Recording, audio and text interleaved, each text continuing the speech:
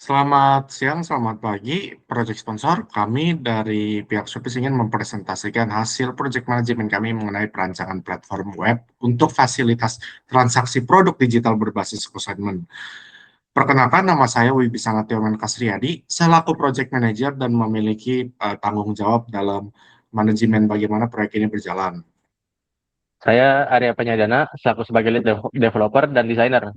Job desk saya tuh membuat project ini selesai dengan membuat website dan designing prototype. Selanjutnya adalah nama saya Alexander William. Saya di sini bekerja sebagai quality assurance. Saya memastikan setiap produk yang dibuat oleh developer dapat terlaksana dengan baik dan dapat berjalan dengan baik. Dan saya Niki Tirtawan sebagai finance lead. Saya ini membuat dokumen-dokumen yang berhubungan dengan finance ataupun anggaran-anggaran pada proyek Shopee ini. Baik, pertama, platform Shopee ini secara keseluruhan adalah platform e-commerce yang berbasis web untuk melakukan consignment dan menjual produk game-game yang biasanya seperti contohnya in-game tradable items. Dengan itu kami memiliki project sponsornya itu Bapak Erik Fernando dan Bapak Haditya Setiawan. Untuk pertamanya, kami ingin memperkenalkan project overview kami. Pertama ada scope management, requirement management plan, schedule, cost, kualitas, communication plan, dan manajemen risikonya. Pertama kita pasti masuk ke scope dulu. Untuk scope sendiri ini kita memiliki 3 layer. Layer pertama itu adalah boundariesnya. Boundariesnya itu tentu pasti mengembangkan web, terdapat sistem konsiasi, ada admin fee 7% dengan pajak, ada API yang digunakan, dan sistem chat. Untuk acceptance kriteria kami terdapat hal utama yang diutamakan itu dapat diakses. Kedua itu ada fungsi CRUD untuk setiap kriteria-kriteria fungsional yang dialami oleh user, dan ada sistem support yang untuk infrastruktur seperti customer support. Dan terakhir ada limitnya. Keterbatasan proyek ini tentu dibatasi oleh waktu, sumber daya manusia, dan anggaran. Pertama ini kami telah membagikan tugas-tugas proyek ini dalam sebuah WBS, terdapat kodenya dari 1 sampai 5. Pertama ada manajemen proyek itu sendiri, ada platformnya dan pengembangan sistemnya, terus ada beberapa hal yang dibutuhkan seperti finansial dan bisnis. Setelah itu semuanya sudah berjalan dengan baik, kita akan melakukan evaluasi dan testing. Nah, pertama untuk proyeknya ini kita memiliki jadwal inisiasinya itu seperti berikut, dan kurang lebih ini kita fokus pada WBS utama-utama dulu. Nah, ini pada bagian development, ini utamanya juga ada di bagian responsive website, authorization, ada transaction method, dan lain-lain. Dan yang paling krusial itu pada bagian yang 24 itu yaitu transaction method receipt, itu melewati deadline, dan itu dilakukan evaluasi di selanjutnya. Oke, jadi pada bagian ini kita melakukan beberapa testing dan launching. Di sini kita bisa melihat kalau semua berjalan dengan lancar dan satu-satu completed semua. Oke, ini adalah rencana anggaran awal kami. Kami menggunakan kode-kode WBS dari 1 sampai 5. Kami juga ada menambahkan contingency reserve yang dimana ini dana cadangan. Jika di total-total itu dia mencapai 24.475.000. Ini perhitungannya itu untuk OH sendiri. Jadi kita pakai gaji per bulan itu 2.750.000. Nah, kenapa 2.750.000? Karena pegawai kami itu kami beralasan pegawai itu merupakan S1 intern. Nah, jadi kami mendapat kalau di perharinya itu 250.000 dengan formulanya 2.750.000 dikali multiplier 2 kali itu, terus dibagi 22 hari kerja. Next. Nah, ini adalah CPI-nya, Cost Management Plan. Jadi dari kami hitungnya tiap bulan gitu ya. Jadi di Februari itu statusnya masih under budget, Maret under budget, April under budget, Mei under budget, sehingga kalau di overall ini semuanya itu masih di under budget. Oke, selanjutnya ada quality management plan. Jadi di sini adalah beberapa risiko yang dapat kita temukan dan beberapa contoh dari poor team collaboration. Jadi kami menggunakan diagram fishbone untuk melakukan analisis manajemen kualitas yang digunakan untuk memetakan root cause analysis atau analisis akar masalah. Yang pertama adalah time, di sini ada beberapa kategorinya seperti di tempat. Lalu selanjutnya adalah manpower, mungkin ada kekurangan tim, lalu ada eksternal faktor atau faktor eksternal, pengaruh dari luar tim yang menghambat kolaborasi. Selanjutnya ada metode atau cara kerja atau progres internal yang bermasalah. Selanjutnya ada measurement, kendala dalam melacak dan mengevaluasi kemajuan pekerjaan. Lalu yang terakhir ada environment, kondisi eksternal atau fundamental yang tidak mendukung. Next. Nah, berikut adalah komunikasi matriks ini. Kurang lebih ini adalah cara bagaimana tim internal ini dapat berkomunikasi dengan lancar dan siapa yang memiliki penanggung jawabnya dan project manager yang memiliki tanggung jawabnya. Tim pengembangnya itu ada seluruhnya itu memiliki tanggung jawab kepada saya. Lead developer itu memiliki tanggung jawab pada pengembangan sistemnya itu sendiri. Admin itu adalah bagaimana klien kami di saat sudah melakukan launching itu memiliki arahnya kemana mereka bertanggung jawab ke kami. Seller dan buyer juga terdapat. Selanjutnya ada risk management plan. Jadi di sini kita menggunakan platform Trello untuk manajemen resiko. Di sini kita ada 2 resiko. Yang pertama resiko negatif atau threats. Lalu kita juga membuat resiko yang positif atau opportunity yang dapat kita temukan dalam proyek kami. Next. Oke, ini adalah procurement management kami. Nah, ini tuh procurement management plan ini tuh kita pakai buat menetapkan proses dan deskripsi pengadaan dalam proyek Shopee. Nah, kita yang pertamanya adalah procurement matrix, yang dimana kita itu menetapkan requirement yang kita perlukan dalam membuat Shopee ini. Misal contohnya kita menetapkan bahwa cost savingnya itu mesti lebih dari 5%, supplier defect rate mesti kurang dari 0,1%, kontrak compliance 100%, dan lain-lain. Oke, ke bawah lagi. Nah, kita juga membuat yang namanya make or buy analysis report, yang dimana kita menganalisis nih, apakah sesuatu yang akan kita publish itu mending kita beli dari luar apa kita bikin sendiri. Jadi hasilnya itu untuk yang sistem core itu kita membuatnya sendiri dan dashboard adminnya juga.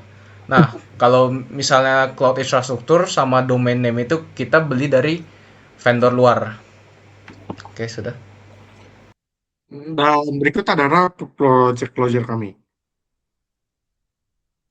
Nah, jadi kita itu awalnya itu anggarannya itu rencananya 24.475.000. Nah, tapi setelah kita hitung dari awal hingga akhir proyek ini selesai, total pengeluaran kita itu ada di 20.018.000. Untuk dokumen-dokumen yang akan diberikan kepada project sponsor kami, ada pertama sistemnya itu sendiri, ada dokumen PMP, hasil testing, dan performa untuk tim. Dan secara keseluruhan kita memiliki 8 dokumen yang akan diberikan, ada project charter, financial, EEF, OPA, RFP, legal compliance analysis untuk posisi Shopee, NDA, dan project log-nya, dan ini adalah sheets. Nah, ini untuk project output. Secara keseluruhan itu sebenarnya website kita itu udah sampai 90%. Tetapi ada beberapa bug yang terjadi, misalnya sebagai bottleneck di bagian loading itu bisa disimpulkan sebagai 10% dari kekurangan website tersebut. Next.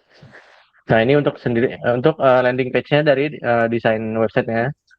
Next.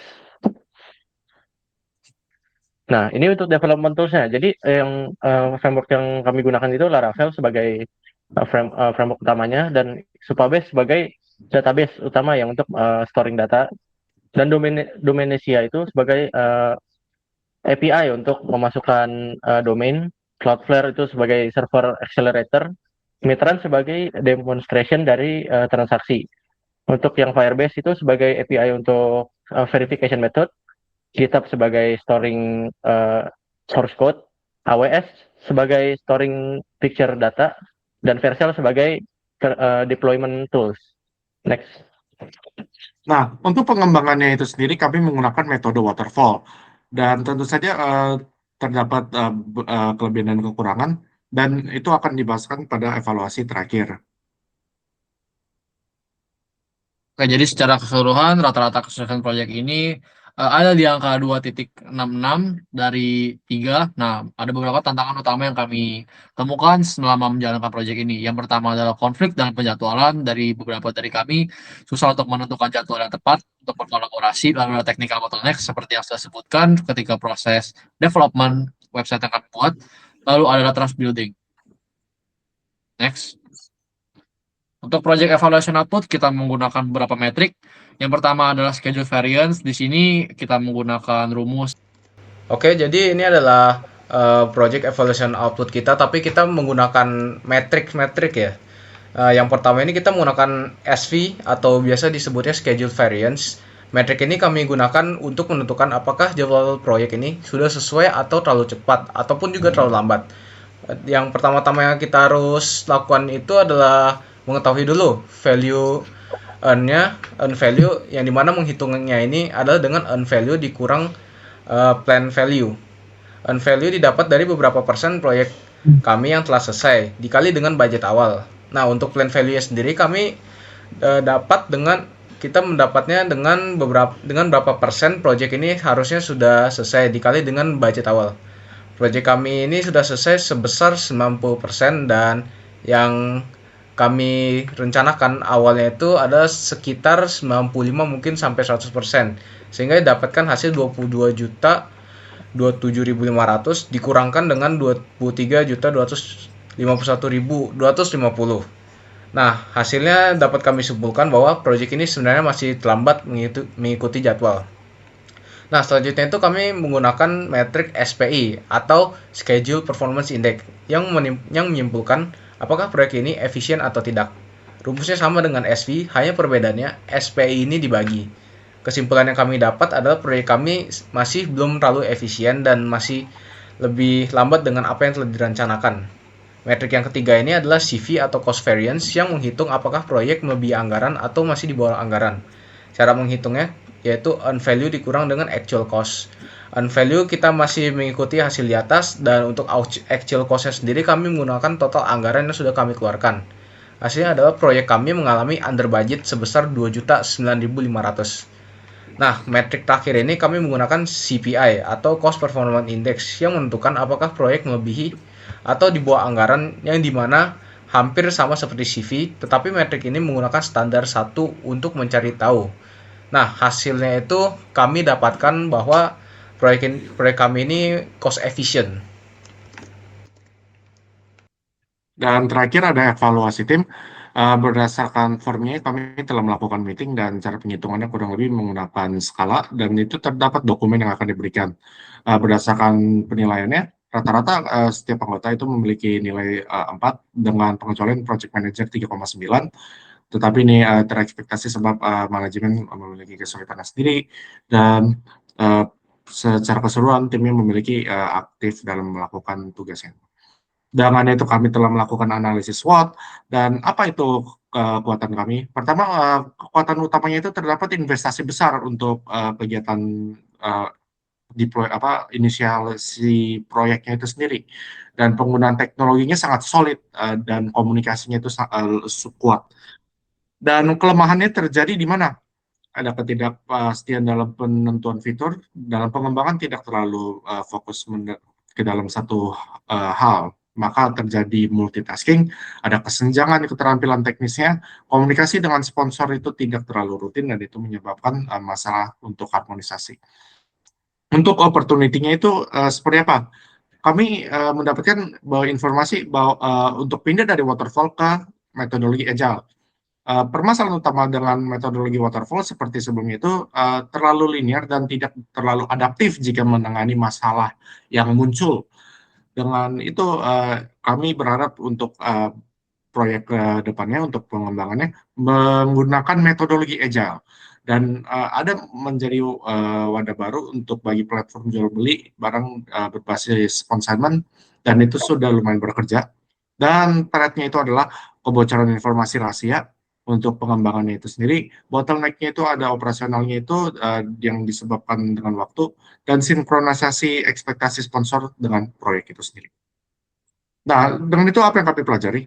Untuk apa yang kami pelajari itu pembuatan website dengan framework Laravel membuat struktur kode menjadi lebih komprehensif dan dapat diimprove ke depannya, serta pengembangan peran hibrida seperti Raci di dalam tim beranggota 4 ini terbukti efisien, hanya membutuhkan metodologi yang tepat.